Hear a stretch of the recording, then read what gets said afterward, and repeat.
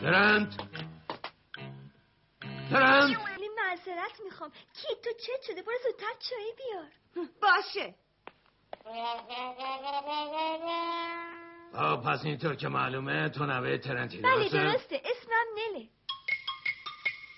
بسیار خوب. هر وقت ترنت برگشت بگو امروز آخرین روزیه که باید خونه رو تحویل بده. فهمیدی